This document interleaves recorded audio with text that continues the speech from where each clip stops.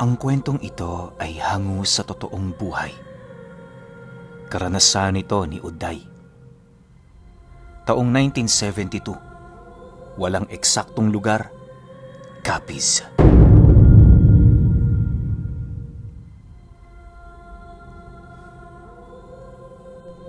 Itong mga panahong ito, kakauwi lang ni Uday sa probinsya ng kanyang mga magulang. Bale bumisita siya roon para hanapin ang mga kadugo nilang pinapahanap ng kanyang ama. Tubong buhol itong si Uday, kaya na may hindi rin biro ang layo ng pinanggalingan niya. Dahil sa siya ang maraming karanasan sa kanilang pamilya pagdating sa paglalakbay, kung kaya't panatag ang kanyang mga magulang na lumakad siyang mag-isa. Hindi nito alintana ang magiging sitwasyon ni Uday sa bawat lugar na madadaanan nito, gawa ng magaling yung makisama. Sa pagdating niya sa lugar ng Capiz, medyo naging mahirap para sa kanya na matunto ng baryong kinagisna ng mga magulang niya. Halos inabot din siya roon ng ilang buwan para lamang matutunan ang dialektong ginagamit ng mga taga roon. Kinakailangan niya kasing matuto roon, gawa ng kabilin-bilinan ng kanyang mga magulang na bago siya pumunta sa baryo ng mga ito, kinakailangan niyang matutunan ang dialekto sa Capiz. Bagaman hindi alam ni Uday ang rason sa likod nito, pinili niyang sundin yon ng maigi. Sa bawat araw na lumilipas sa tahanan niyang pinagtutuluyan, doon niya nakilala ang iilang mga binatilyong tubong taga roon. Yon ang nagsilbi niyang pamilya sa bayan sa loob ng humigit ilang buwan. Kahit nangungulila na noon itong si Uday, ipinagpatuloy niya pa rin ang nais ng kanyang mga magulang. Pagtungtong noon ng kalagitnaan ng taon, napagtanto niya na handa na siya para tumungo sa baryong kinagisna ng mga ito.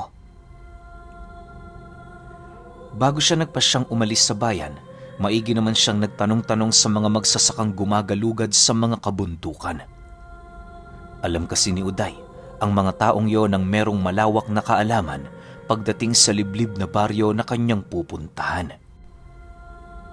Isang araw, habang naghahanda siya ng kanyang mga gamit, meron siyang nasipat na grupo ng mga magsasakang patungo sa bundok. Pagsilay niyang papaalis na ang mga ito, agad naman niya yung nilapitan habang pabulong na nagtatanong dito ng, magandang umaga sa inyo mga kaibigan. Alam niyo ba ang daan patungo sa baryo ng Santa Fe? Nang marinig naman ng mga magsasaka ang kanyang sinabi, bigla naman yung natahimik na para bang hindi sila makapaniwala sa naging tanong ni Uday. Halos inabot din sila ng ilang minutong pakikiramdam sa bawat isa hanggang sa dumating ang puntong lumapit sa kanya ang pinakamatanda sa grupo habang pabulong ding sumasagot ng, "Hindi namin yan alam. Tsaka hindi namin dito pinag-uusapan ang baryong yan. Taga saan ka ba? Bakit ka dyan pupunta?" Matapos naman itong makapagsalita, agad naman siya nitong nilayuan ng walang kahit na ano pang sinasabi. Si Uday naman noon, gulat na gulat, gawa ng bakit gano'n na lamang ang naging sagot ng magsasaka sa kanya. Inaakala niya kasing ordinaryong baryo lang yon, pero tila bang may kung anong kilabot ang bumabalot dito. Nang wala na siya noong pagpipilian, sinubukan niya ding magtanong-tanong sa lugar na kanyang kinaroroonan hanggang sa maituro siya ng mga taong kanyang pinagtanungan sa bahay ng isang albularyo. Sa pagkakatanda niya, araw yun ng Biyernes, magbabandang 4:00. Pagpasok niya sa bahay ng albularyo, tumambad sa kanya ang mga pasyente nito na nakapila habang nakaupo sa isang mahabang upuan. Kahit wala siya noong iniindang karamdaman, matyaga siyang naghintay hanggang sa dumating na ang kanyang punto. Pagpasok niya sa silid ng albularyo, tumambad sa kanya ang isang matandang babae na merong nginunguyang luya.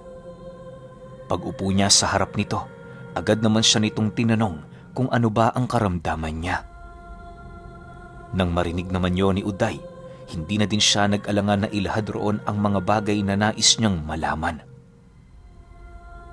Sa pagrinig ng matanda sa baryong nais niyang puntahan, wala itong ibang ginawa kundi ang mag-usal sa paligid. Matapos yan, muli yung napasilay sa kanya habang nagwiwika ng,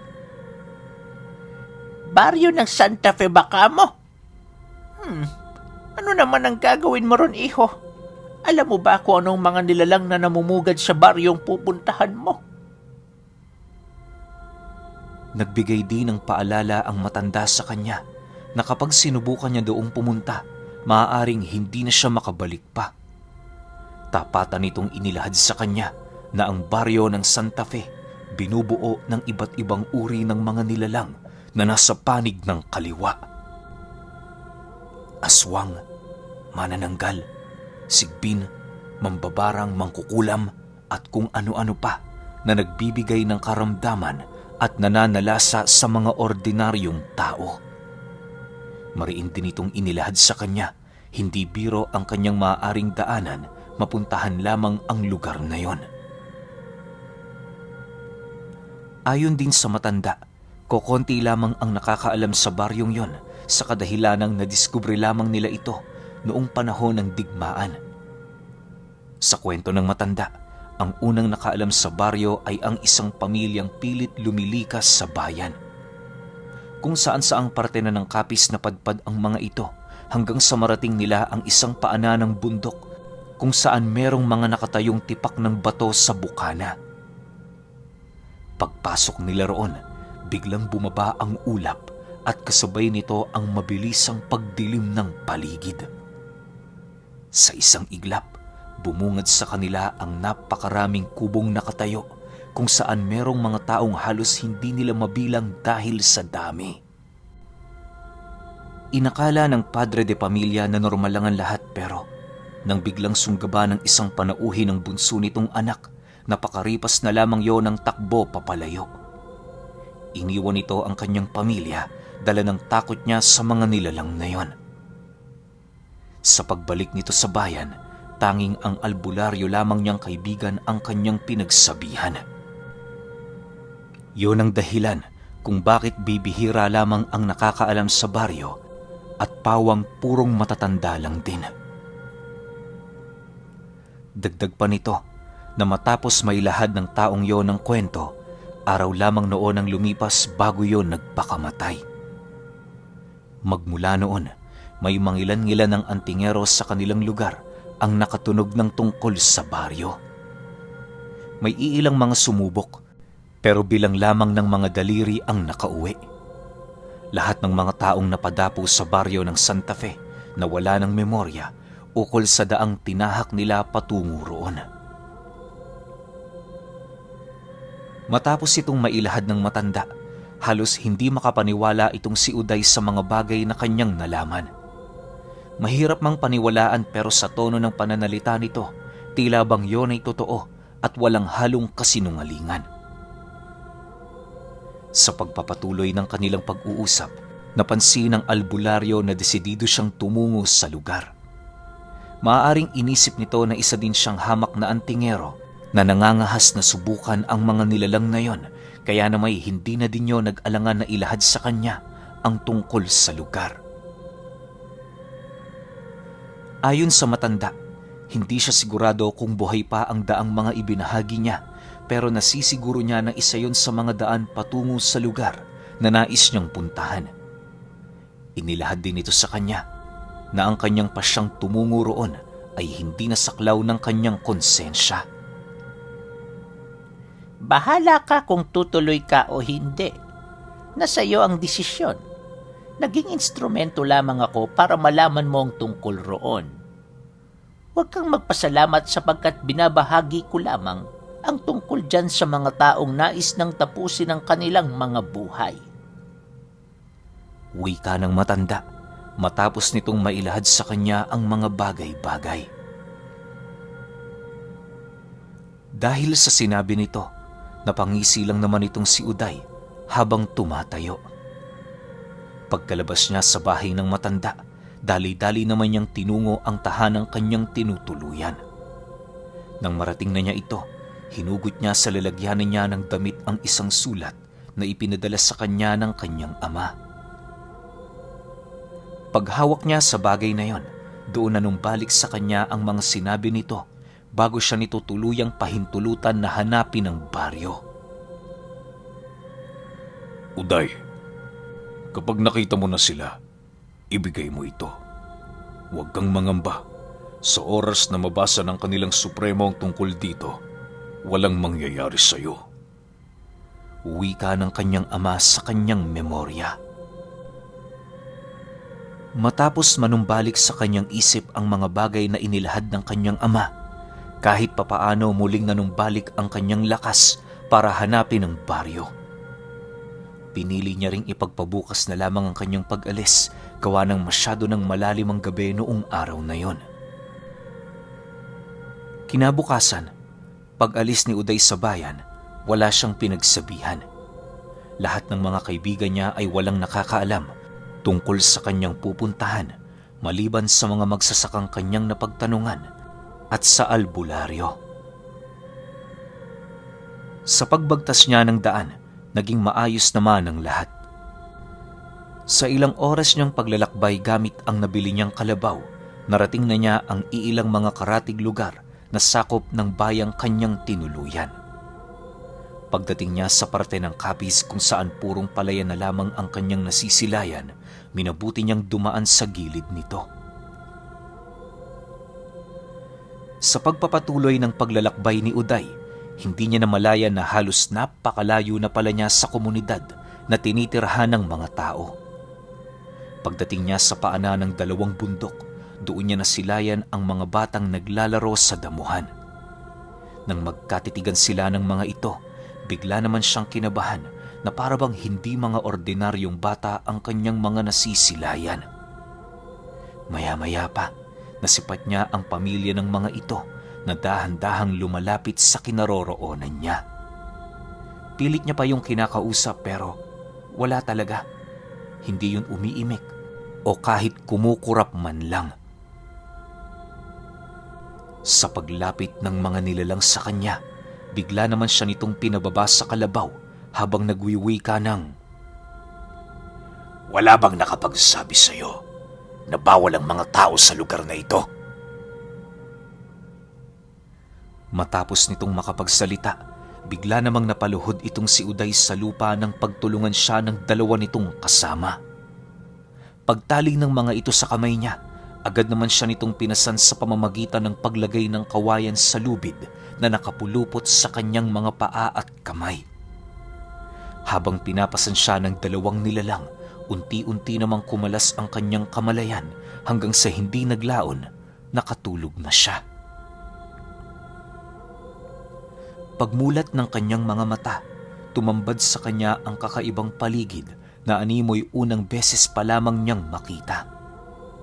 Ayon kay Uday, na noong mga panahong nagising siya sa lugar na yon, nadatnan niya ang kanyang sarili sa loob ng isang kubo kung saan maraming mga nakasampay na balat ng tao.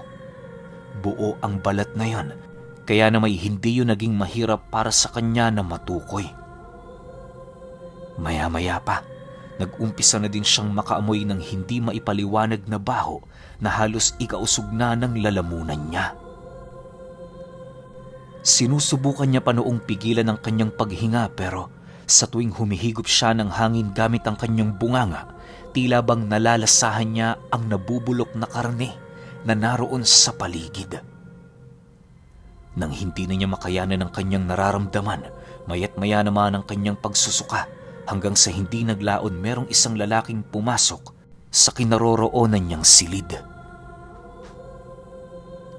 Pagsilay ni Uday sa nilalang na yon, napansin niyang wala yung damit pang itaas. Noong una, ordinaryong tao lamang ang paningin niya rito pero pagsilay niya sa katawan nito, tanging pagsigaw na lamang ang kanyang nagawa nang masipat niya ang napakalaki nitong butas sa tiyan. Napakarami ring uod ng sistema nito na para bang ordinaryo na yon sa taong yon. Ang labis pa noong ikinatakot ni Uday ay ang pakiramdam na para bang hindi humihinga ang nilalang. Makalipas lamang ang ilang minuto, puwersahan naman siya nitong kinaladkad papalabas ng kubo. Habang dinadarag siya nito sa lupa, doon niya nasilayan ang mga bagay na inilahad sa kanya ng albularyo. Dahil sa pangyayaring yon, si Uday na mismo ang nagkumpirma na naroon na nga siya sa baryo ng Santa Fe. Maya-maya pa, pagdating nila sa gitna ng baryo kung saan naroon ang iilang mga kumukulong kawa, doon na siya naglakas ng loob na kausapin ng nilalang. Kahit napakahigpit ng mga taling nakapulupot sa kanyang kamay, puwersahan niya yung kinontra hanggang sa nakuha na niya ang liham na ipinadala ng kanyang ama. Sa isip-isip noon ni Uday, yun na lamang ang kanyang pag-asa para hindi mamatay sa baryo. Nang masipat naman ito ng nilalang, bigla yung napatigil sa ginagawa nito sa kanya. Dahan-dahan itong kinuha ang sulat na lumabas sa kanyang bulsa habang nananatiling nag-aangil. Maya-maya pa, biglang umalulong ng napakalakas ang nilalang na yon at kasabay nito ang pagsilabasan ng iilan nitong mga kasama. Sa paglibot ng mga nilalang na yon sa kanila, nasipat ni Uday ang supremo ng baryo ng Santa Fe. Pagramdam niyang yun na ang taong hinahanap ng kanyang ama, agad naman siyang nagwika dito ng, Yan ang sulat na galing sa ama kong si Lito. Ipinadala niya yan sa akin para mabasa mo. Kaya lang naman ako napadpad dito dahil hinahanap ko ang mga kadugo namin eh. Pakiusap, maawa kayo sa akin. Pakawalan niyo ako. Nang marinig naman yon ng matanda, agad naman itong iniutos sa lalaki na pakawalan siya. Dahil sa naging utos nito, kung kaya't ni isa sa mga nilalang na naroon ay walang nakatutol. Paglapit ng matanda sa kanya, gumisilang naman ito habang sumasagot sa kanya ng, Kumusta na kayo, apo? Matagal na ding panahon magmula nang umalis ang mga magulang mo rito.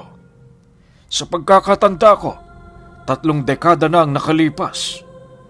Si Lito, kumusta na siya? Maayos ba ang kanyang kalagayan? Kasabay ng pagwika nito ay ang dahan-dahan nitong paghawak sa kanyang ulo na para bang labis siyang natutuwa sa kanyang pagdating. Pagtayo noon ni Uday, agad naman siya nitong ginabayan patungo sa isang kubo kung saan hindi gaanong kalakasan ang amoy ng nabubulok na karne. Pagpasok nila roon, inilahad ng matanda sa kanya na hindi nagkakalayo ang dugo niya sa mga nilalang na naninirahan sa baryo. Mariinding inilahad nito sa kanya na kung hindi dahil sa sulat ng kanyang ama, paniguradong nakalubog na ang kanyang katawan sa kumukulong kawa. Kahit alam ng matandang hindi pa gaanong malawak ang kanyang kaalaman pagdating sa mga aswang, tapatan naman itong inilahad sa kanya kung anong uri ng mga nilalang ang kasalukuyang nabibilang sa lugar na yon. Ayon sa matanda, na kahit siya lamang ang nag-iisang ordinaryong tao roon, wala siyang dapat na ikabahala. Bukod kasi sa kamag-anak niya ito, karamihan din sa mga gabunang naroon ay kanilang kadugo. Dagdag pa nito na ang liham na ipinaabot ng kanyang ama ay naglalaman ng paghahangad nitong mabawi ang libretang ipinamana ng nanay nito. Naniniwala ang matandang yun na kapag binawi ng ama ni Uday ang bagay na yon, nangangahulugan lamang yung babalik na ito sa tadhanang minsan itong iniwan. Ang libreta kasing nais nitong makuha sa baryo ay ang pinakamahalagang bagay na pagmamay-ari nila. Dahil sa libretang yon, kaya na may mabilis na nadadagdagan ang kanilang bilang sa paglipas ng mga taon. Bukod kasi sa panganganak ng mga asawa nilang aswang, may iba ding paraan para makalikom ng mga manggagawang aswang na nasa katawan ng mga ordinaryong tao. Malayo din sa pangyayanggaw ang paraang yon sa kadahilanang ang angka na pinagmula ng kanyang ama ay meron lamang iisang alagang yanggaw. Binibigay nila yon sa mga anak nila, gawa ng kapag ang mga aswang na yon ay nanganak, mga ordinaryong tao lamang ang mga supling nito. Pasensya na kayo, Hindi ko maaaring maibahagi ang pangalan ng angka ng ama ni Uday sa kadahilan ng palihim na naninirahan ang iilan sa mga kalahi nila sa mga komunidad ng tao. Magpahanggang ngayon, sigurado pa rin si Uday na marami pa ang lahi ng mga ito na nakakalat sa iba't ibang panig ng Pilipinas. Sa pagpapatuloy ng kanilang pag-uusap, niyaya siya nitong dumalo sa isang pagdiriwang. Naganap ang pagdiriwang na yon sa gitna ng baryo kung saan doon nasilayan ni Uday ang napakaraming aswang na nagtitipon-tipon. Harapan niya dinoong nasilayan ang mga taong nagmamakaawa habang inilulubog sa kawa. Bagaman nais niya yung tulungan, wala siyang magagawa sapagkat isang hamak na tao lang din naman siyang naghahangad na makaligtas. Nang mag-umpisa na ang salo-salo, binigyan siya ng supremo ng isang buwig ng saging. Yon ang kinain niya sa baryo sa loob ng ilang araw. Ayon kay Uday, na bago niya makuha ang libretang hinahangad ng kanyang ama, napakarami pa niyang dinaluhang proseso. Yung iba doon, wala naman silang ibang ginawa kundi ang bumisita sa mga matatandang aswang na naroon sa baryo. Kalimitan niya ding masipatang kamag-anak niyang kumakain ng karne ng tao na siya namang hindi niya nagaanong pinapansin. Dagdag pa ni Uday na doon niya din nasipat ang mga anak nito na kasalukuyang pa lamang papasahan ng yanggaw. Sa loob ng humigit isang linggo, naunawaan at natutunan ni Uday ang lahat ng kalakalan sa baryo ng Santa Fe. Ayon sa kanya, sa araw lamang ng Huwebes at Biyernes umaalis ang mga nilalang roon para manguha ng kanilang mga pagkain sa mga baryong malapit sa kanila. Yung supremo naman ng baryo, hindi na sumama sa paghahanap ng makakain nila. Gawa ng tungkulin nito na panatilihing nasa maayos na kalagayan ang mga taong natipuhan nila bilang maging kasapi ng kanilang pamilya. Dagdag pa ni Uday na ang mga mangkukulam sa lugar na yon ay malayang nagagawa ang kanilang mga nais. Yung mga sigbi naman, animoy mga ordinaryong aso na gumagala kahit saan. Sa pag-abot ng kanyang kamag-anak sa libreta, inabisuhan siya nitong sa katapusan na ng buwan umalis sa kanilang lugar. Bukod kasi sa marami pa sila doong gagawin, nais ding ipakita ng tiyuhin niya sa kanya kung papaano nila kinakatay ang mga tao bilang pagkain ng kanilang pamilya. Dahil sa sinabi nito, kaya na may walang nagawa itong si Uday kundi ang sumang-ayon. Bagaman ikalawang linggo pa lamang noon ng buwan, pilit siyang nagpakatatag upang malampasan ang pagsubok. Sa paglipas pa ng mga araw, halos nawalan na siya ng bait dahil sa mga brutal na kaganapang kanyang nasaksihan. Nasanay na din siya sa amoy ng paligid at nakaya niya na ding matulog ng isang oras lamang sa bawat gabing dumaraan. Sa pagdating ng araw ng kanyang pag-alis sa baryo, sinabayan siya ng iilang mga aswang para masiguro na makakarating siya sa sakayan ng barko sa lalong madaling panahon. Si Uday noon, animoy naglalakad lamang sa daan na parabang wala ng wisyo. Sa katunayan, bumalik lamang ang kanyang sarili nang makadungka na sila sa isla ng Bohol. Pagbaba niya sa kanyang sinasakyan, agad naman siyang sinalubong ng kanilang mga kakilala at dinala pabalik sa bahay nila. Magmula noon, unti-unti nang nagbago ang pag-uugali nitong si Uday. Yung ama niya, habang tumatagal na nahahawakan ng libreta, mas lalo yung lumalakas nang sa hindi maipaliwanag na dahilan. Lumipas pa ang mga taon, napag-alaman na lamang noon ni Uday na bumalik na sa baryo ng Santa Fe ang kanyang ama at ang dalawa nilang nakababatang kapatid. Hindi na nila yon ninais pang sundan sa takot ni Uday na baka doon na siya tumanda sa lugar na yon.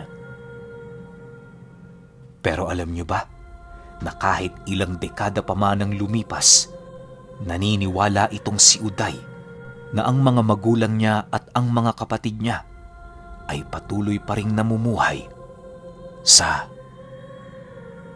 pinakadelikadong baryo sa Capiz.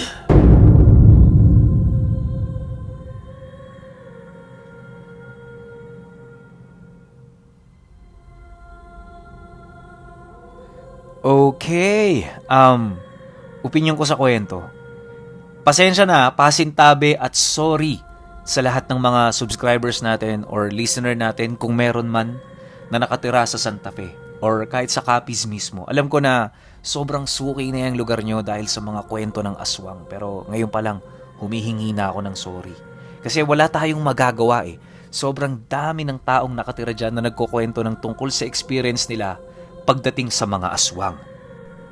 Pero guys, 2023 na ngayon. Tsaka sobrang ganda ng lugar ng Capiz. Alam nyo ba, sobrang ganda ng mga beaches dyan, mga falls. Kaya yung mga ganitong kwento kasi, alam nyo naman na kwento na to ng mga kopong-kopong pa eh. Teka, anong taon ba to? 1960s? Siguro, 1972. Malamang karamihan sa inyo hindi pa pinapanganak ng taon na yan. Ganun nakatagal yan. Kaya yung takot natin sa Capiz, alisin na natin yan. Ako nga, gusto kong pumunta rito eh. Kaso lang, hindi ko alam kung ano yung pupuntahan ko. Tsaka marami nagsasabi sa akin na medyo mahirap daw puntahan. Sa ngayon na, lalo na yung mga beaches na magaganda. Pero ang masasabi ko lang sa kwento na to, saksakan naman talaga kasi ng nakakatakot yung Santa Fe. Isipin ninyo, halos lahat na yata ng nilalang na nasa kaliwa nakatira dun. Nagsasama-sama sila na parang wala lang, di ba? Hindi ko matawag na hukbo eh. Kasi iba-iba sila ng angkan, iba-iba ng gabunan. Yung parang wala lang pakialamanan, magkakasama lang sila sa lugar ng Santa Fe. Kaya ganun talaga kadelikado. Tapos kapag may mga naliligaw na tao, yun yung tsibog nila. Kaya, di ba? Dapat na nating iwasan. Isipin nyo yung mga taong napagtanungan ni Uday, kung hindi nabubura yung memorya papunta doon, bigla na lang nawawala o nababaliw. Ibig sabihin, ganun talaga nakakatakot tong lugar na to. Pero kayo, kung may opinyon kayo sa kwentong ito, comment nyo lang sa baba. Yun lang. Hanggang sa susunod na kwento. Salamat.